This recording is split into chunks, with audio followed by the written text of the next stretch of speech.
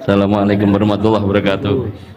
Pada Habibana Jindan, Gus Baha dan semuanya, langsung saja mengikuti daripada apa yang disampaikan Gus Baha, yaitu gerakan cangkem elek.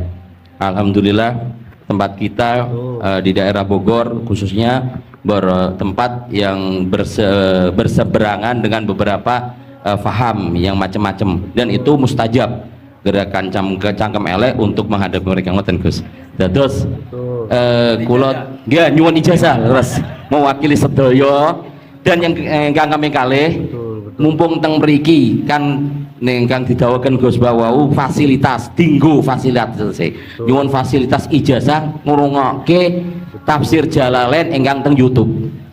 Terus nyuwun ijazah ingkang kathah niki, ambil jasa yang banyak, fasilitas dari apa yang jadi tadi disebutkan beliau, fasilitas, masyhad dan semuanya. Jadi kita memiliki cara fikir yang enteng, yang enak. Dan mumpung wonten ijazahipun, nggih kula suwun ngoten Gus Bang. Ngoten cekap semanten. Assalamualaikum warahmatullahi wabarakatuh. Betul. Assalamualaikum warahmatullahi wabarakatuh. Gus Bah, saya Nawi Bahrudin. Kalau secara organisasi saya dari PCNU Kota Tangerang. Saya Mustasar. Bersyukur sekali saya bisa berjumpa dengan Gus Baha dan Habib Jindan, yang beliau ini keduanya adalah idola saya. Kalau boleh ngaku, saya ini ngaku sebagai santri kalong virtual via YouTube Gus Baha dan Habib Jindan. Jadi apa namanya, sejak kecil saya ini dididik secara tradisi tasawuf yang agak tersangat keras begitu ya. Kalau saya boleh cerita nih, ada ponakan saya nih Ustaz Samsuri, kami tuh keluarga besar kami tidak ada yang dulu miara TV Gus, televisi nggak ada, bunga bank juga susah gitu, musik itu haram, speaker nih juga haram nih dulu. Nah perkembangannya kemudian semakin besar, ada idola-idola kami yang agak keras begitu melontarkan kritik kepada pemerintah, yang kemudian itu membuat saya galau gitu ya, kenapa ulama-ulama kita bersikap terhadap pemerintah keras memberikan kritik. Nah saya menemukan jawaban bertemu dengan Habib Jindan via YouTube tentunya dulu ya, walaupun saya kebetulan pernah juga silaturahim, kemudian juga dengan Gus Baha. Ini ada perspektif yang berbeda gitu ya, antara relasi ulama dengan umaro. Pendekatannya itu tidak yang kritik, yang bukan sekedar kritik tapi adalah menghujat. Nah ini saya temukan formula yang sangat menjawab kebutuhan saya pribadi, sehingga istri saya ini udah mulai cemburu sama Gus Baha karena saya terlalu sering nonton YouTube Gus Baha. Gitu. Nah yang kedua, soal sanad ya, salah satu bukti saya pernah dengar cerita Gus Baha, agama itu adalah bir riwayah, oleh karena itu perlu sanad.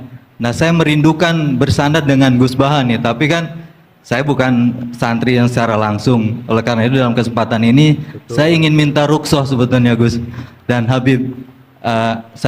Kami ini kalau boleh mewakili, diakui sebagai murid Gus Baha, bisa bersanad walaupun dalam pertemuan tatap mukanya saat ini aja baru. Mudah-mudahan ke depan bisa dilanjutkan. Terima kasih Gus.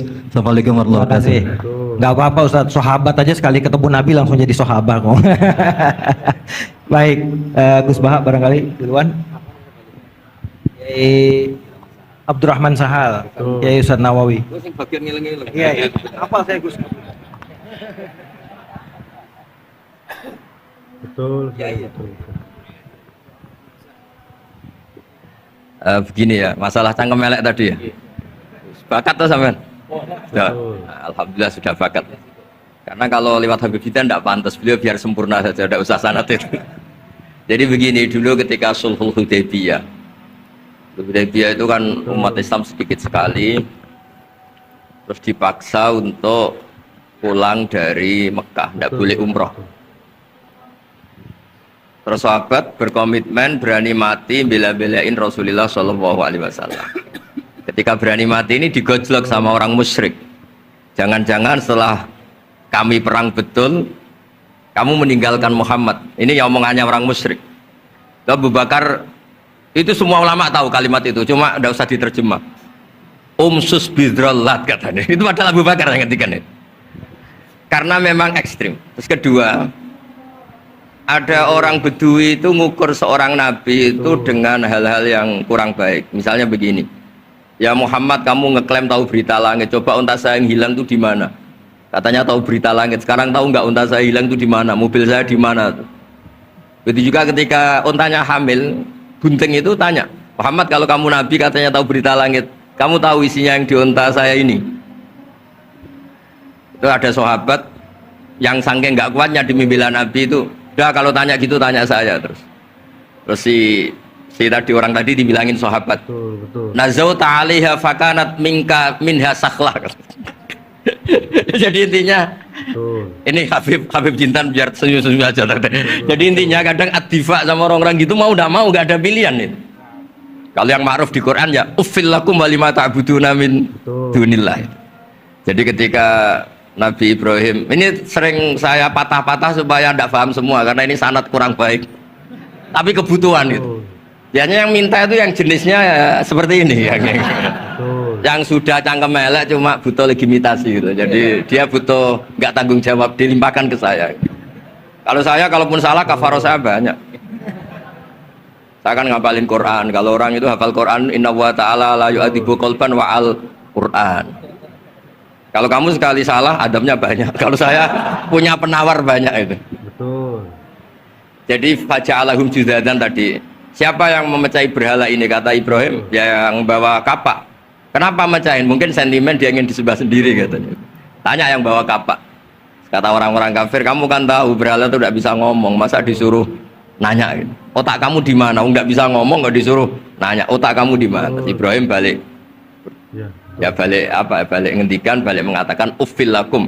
Otak kamu lalu di mana? Kayak ditanya aja tidak bisa jawab kok kamu sembah. Betul Gus. Jadi di beberapa kesempatan sahabat belain Nabi sampai gitu. Jadi banyak orang Bedui, orang-orang kurang peradaban, karena Nabi itu memang nyatanya mendapat berita dari langit.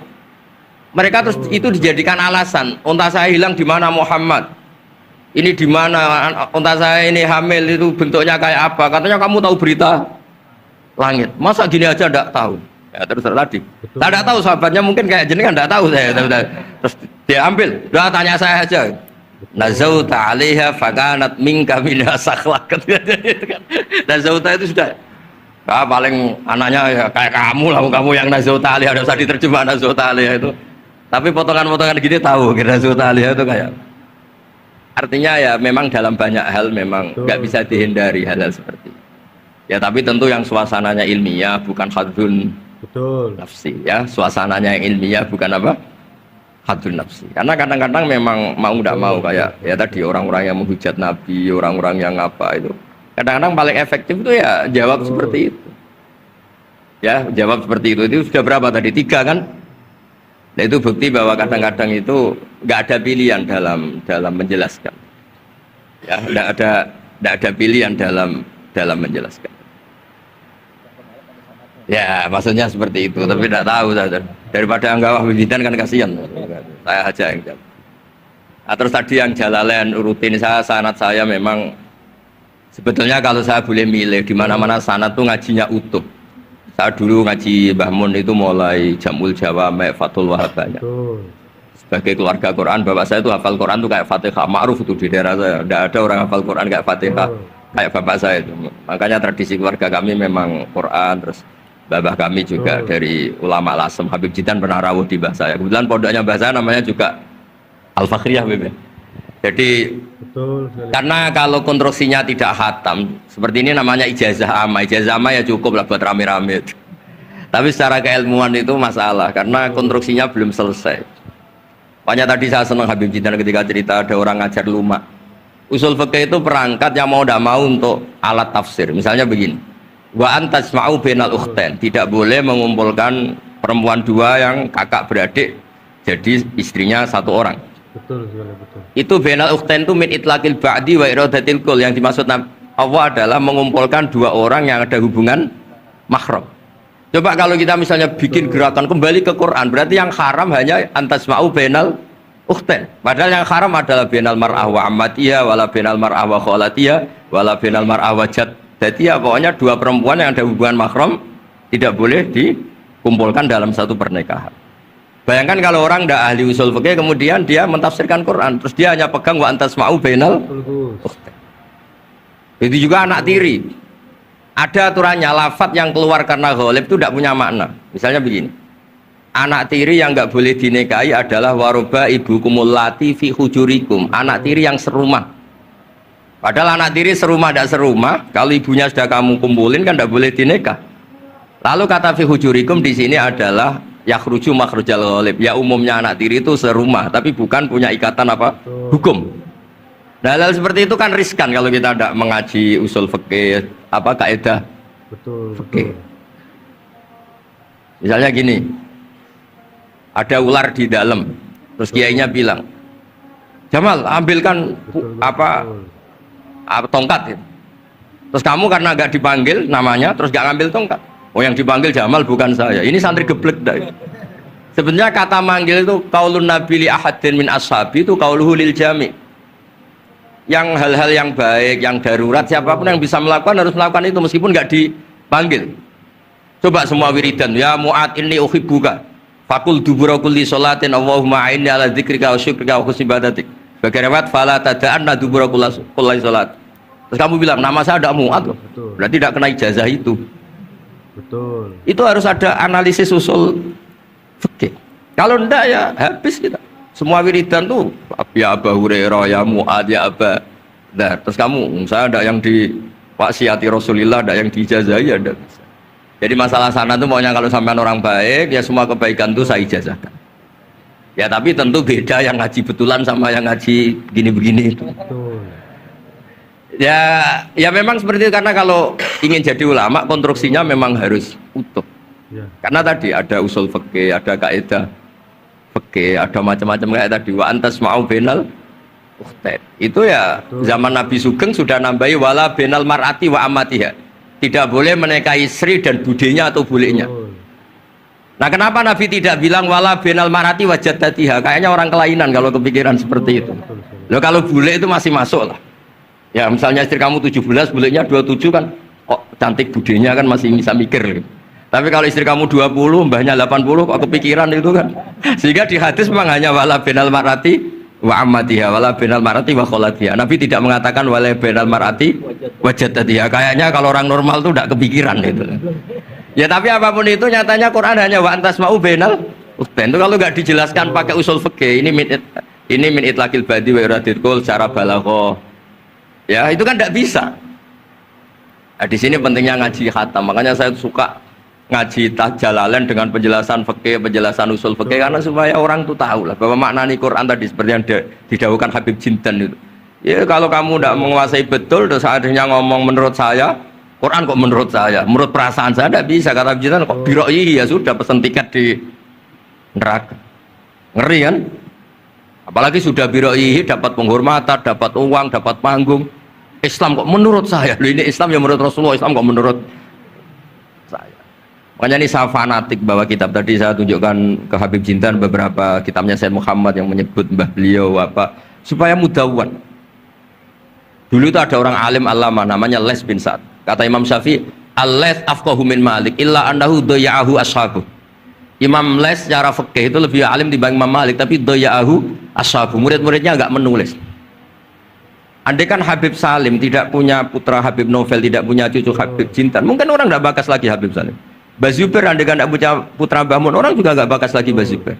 Bapak saya Kiai Nur Salim andai kan tidak punya putra saya, mungkin orang sudah lupa. Dulu ini cerita yang paling ekstrim. Dulu Nabi Ibrahim pernah dikira Yahudi karena punya keturunan Yahuda bin Yakub bin Ishak bin Ibrahim.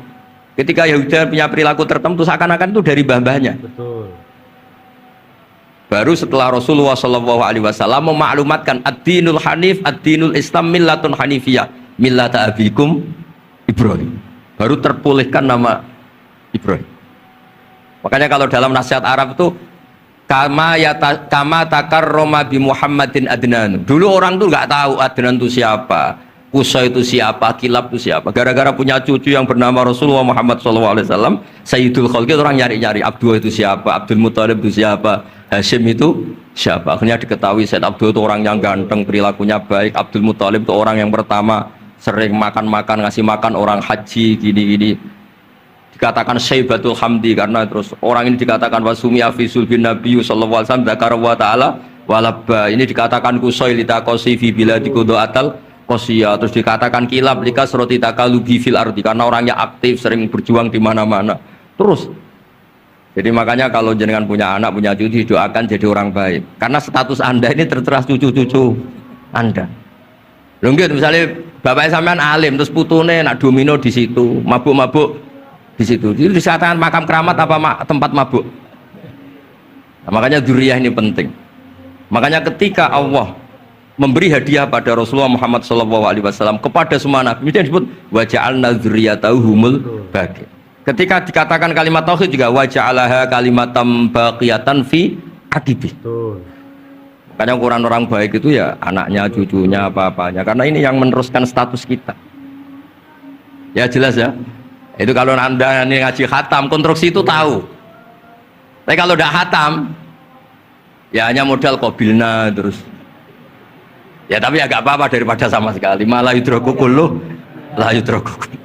Oke Lur, sudah kita dengarkan penjelasan dari Gus Baha. Jadi semoga apa yang beliau jelaskan bermanfaat bagi kita semua. Oke, kita doakan Gus Baha sehat selalu agar beliau bisa berdakwah di jalan Allah terus. Oke, wabillahi taufik wal hidayah, waridha wal inayah. Wassalamualaikum warahmatullahi wabarakatuh.